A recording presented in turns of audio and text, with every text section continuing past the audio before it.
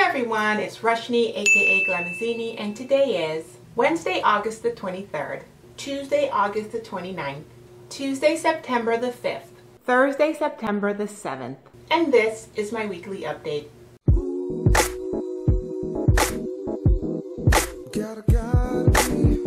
If you're new here, the weekly update is a weekly random chat where I chat about random things weekly. Okay, this was going to be just an interjection, but I'm going to throw it in at the beginning of this weekly update because as I record this, I still don't know where my parents are because of Hurricane Irma. So I have not heard from my parents for 24 hours. They are on Tortola, British Virgin Islands. I literally just got off the phone with my brother for the first time since the storm. And I screamed in his ear. He thought the phone was messing up from the storm. He called and I was so happy. But he doesn't know where my parents are. I don't know. I actually gave him more information. They're on separate islands. I gave him information of what my mom said, what she posted on Facebook during the eye of the storm. And it's been 24 hours. I am not freaking out as much as you would think I would be, even though I, like real talk, don't know where my parents are. Because if you've ever been part of a storm, you'll know that, you know, people lose connection and everybody on Facebook can't get in touch with their family, especially that side of the island. Like, it's just been difficult. So my brother and I and everyone else were just believing that they just have not been able to get in contact with us and that they are safe. Although we do know that the building, part of the building at least that they were in, is gone because my mom said that when she posted on Facebook. So anyway, all of that to say that I have been so wrapped up in that yesterday and today that I really didn't have an opportunity to be like joyous about the fact that I started my locks, you guys. So this might have to be something I really show you guys in the next weekly update. I did have my husband take pictures. This happened yesterday, and I did have my husband take pictures yesterday because I was like, I mean, I started my locks, I need to take pictures, but I was so wrapped up in Hurricane Irma and just all the family and friends that were just being obliterated in the US and British Virgin Islands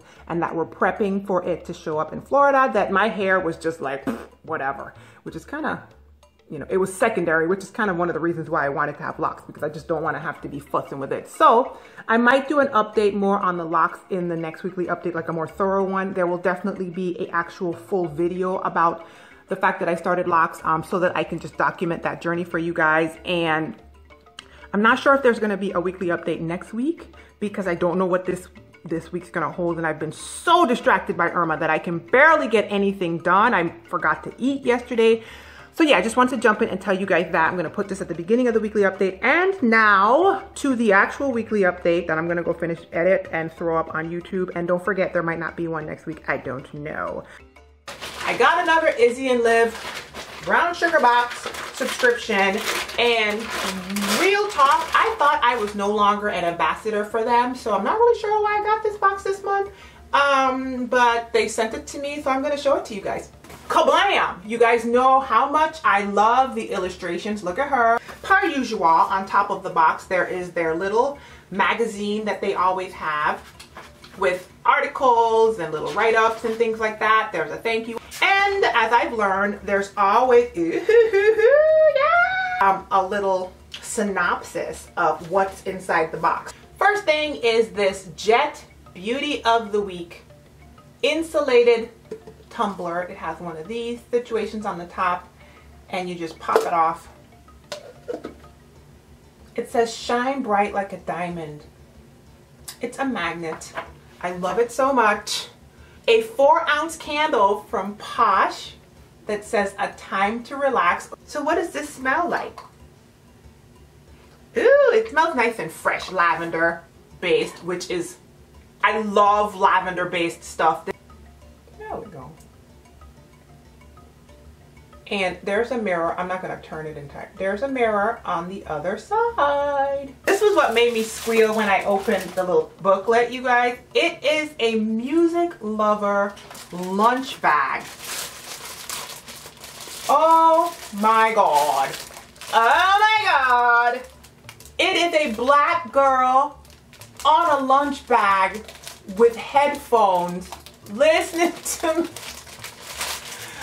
Oh, it's so cute. I love it. These are sticky notes with 50 affirmations. What? They're not Post-its you can write on per se. They have huge affirmations on each of them. So I have so many blank journals, you guys. Ooh, and it has the elastic.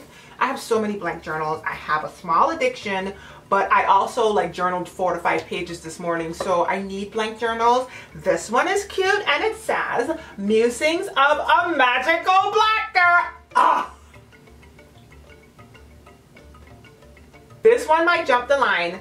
This one might jump the line. The main product on Izzy and Liv is t-shirts, so they always include a t-shirt in the box. I'm brushing off the little packing paper. The kind of beauty I want most is the hard to get kind that comes from within. Strength, Courage, and Dignity by Ruby D.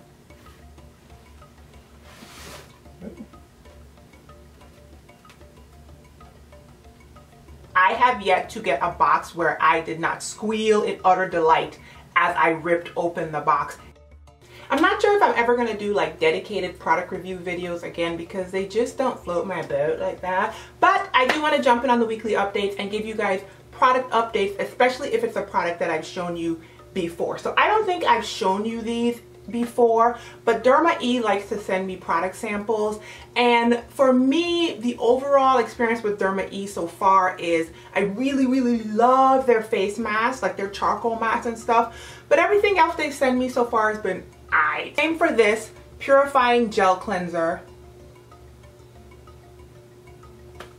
It has activated charcoal in it, so it comes out of the tube black.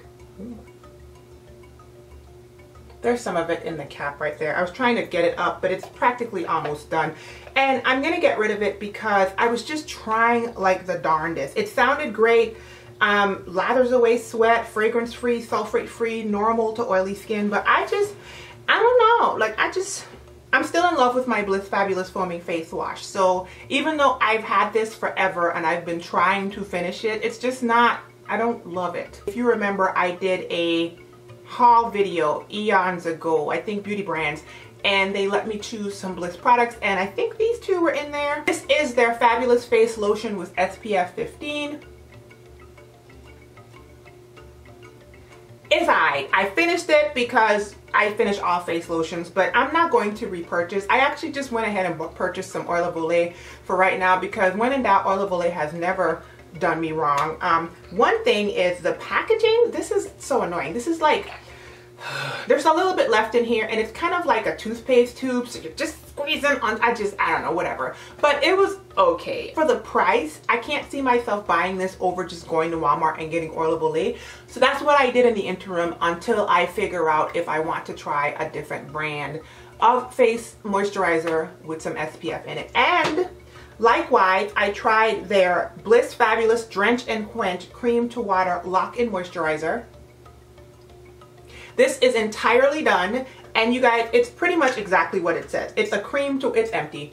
It's a cream to water moisturizer. And listen, for the money that this thing costs, I used every single drop. It is an incredible light moisturizer. So it goes straight on, exactly like the product says, cream into water. Like you put it on your face and you just keep rubbing for a while and everything feels nice and moisturized, but it's not heavy and goopy or anything like that. So I really enjoyed this in the summer months, but I'm not going to repurchase it right now because I feel like over winter I just need something a little bit heavier, but I may revisit this one in the future. I did eventually get to wash my hair from the previous weekly updates. So for all that don't know, I am starting Locs. I actually have an appointment to start them tomorrow. A friend of mine is going to do 2 strand twists for me. That's how I'm going to start. And so this is my hair out and about before I start Locs. I don't know what the back's looking like, y'all, so just pray. So yeah, you guys, I'm actually going to like rinse wash my hair again tonight. Just do like a deep condition, rinse wash it out a little bit just to make sure that my scalp is clean because I was sweating a lot last night in my bedroom when I was sleeping, whatever. And then I'm gonna arrive to her at the crack of dawn tomorrow morning with my hair in some plaits. with minimal product on it, probably just a little bit of oil. And yeah, gonna let her twist me up and then the journey begins. Last week I spoke about Hurricane Harvey and the devastating impact that it had in Southeast Texas. At the time that I filmed last week, the hurricane was still dropping water. There has been a lot that's gone on since then, but I wanted to talk about Joel Osteen. He is the pastor at Lakewood Church in Houston, Texas. It is the largest church in the United States to my understanding. His church is now housed in what used to be an arena. Has access clearly to a gigantic building that could have been a shelter for people. Well, they said, I think it was on their Facebook page, but don't quote me, that they weren't letting people come to it as a shelter because it was flooding. And then people went to the church and was like, what the heck, it's not flooding. And then it became a big, took video and social media'd it like usual. Let me just put this out there. I am a Christian, but I am not a Joel Osteen like supporter or stan or anything. I don't really listen to the man. He's not my cup of tea. I mean, I don't know that much about the man, so I can't really say yay or nay to him. But when I was reading all the stuff online, people who were saying negative and positive things, even the negative thing people weren't making any sense to me, because I was like, wait, so basically the basement of the building was flooding and the hurricane was not finished doing what it was doing. So more water was gonna come, but you guys wanted that man to let thousands of people come to a building that was in the process of flooding. So even the people who were making him out to be some negative guy admitted that the building was flooding in the basement. And I'm like, so why would you tell the man to let people come to a building that's in the process of flooding and the hurricane isn't finished dropping water on the city? I learned that from the naysayers, which anyway, so then after that, I learned that that building, when it was an arena, had flooded into the main floor. So when Lakewood purchased that building, they built flood walls to try to alleviate that from happening again. When people were balking at Joel Osteen, the flood walls, which apparently are in the basement, were keeping the water back. But they were about to be overtaken with water and the building had flooded in the past. I legit can't understand why that's not common sense. The man is saying the building has flooded. The building is flooding. And the water is still coming. You know what it makes me think of? People getting mad at the mayor of Houston for not evacuating. And the mayor was like, listen, do you know what it takes to evacuate an entire city? There are 2.5 million people in Houston. Not only do you have to take into account all kinds of stuff, like hundreds and thousands of people trying to go get gas at the same time, trying to go get snacks and water and stuff to travel with at the same time. People might not have a way to get out of town. They have no transportation. They have no place to go. Shelters don't take pets. Shelters are full. Not only that, that woman said that she sat on the freeway for a ride that usually takes 2 or 3 hours to San Antonio. She sat on the freeway for 23 hours trying to evacuate because everybody was leaving at the same time. And she then showed a picture of the freeway that they would have been sitting on. And the whole thing in Harvey was underwater. So she, as a Houstonian, was like, y'all shut up. That man saved our life. And like the whole Joel Osteen thing makes me think of that. It almost makes me think of like when children try to say adults aren't doing stuff right and they only have like this much of the information and they can't see the big picture. Everybody that's running their mouth, I bet you they've never ran a gigantic entity like, I don't know, a city or a humongous church. Like, just be quiet.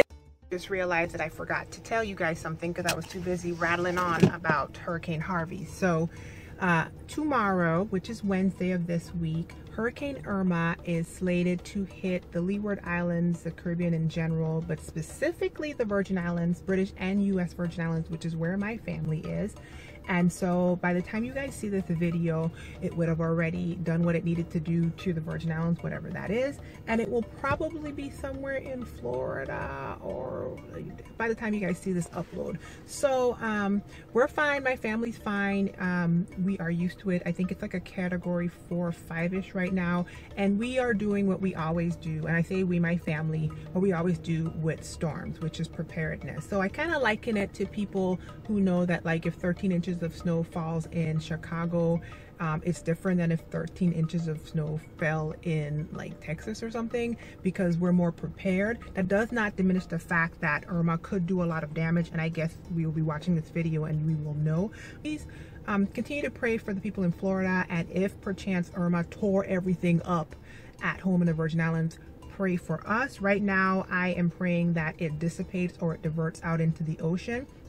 From my understanding, Anegada is going to get the direct hit of the eye of the storm, and that's the worst part. So like I told you guys in the last video, I was displaced by Hurricane Hugo in 1989, and so we know how this goes. Well, the other thing is there was flooding like a month ago in the British Virgin Islands. So, you know, I'm just hoping that that doesn't like happen again, because I have family members who specifically had homes and businesses flood, and so they're cleaning up from a previous flood, and it'd be horrible if another hurricane dropped a bunch of water and a bunch of flooding happened. So anywho, that's it with Irma.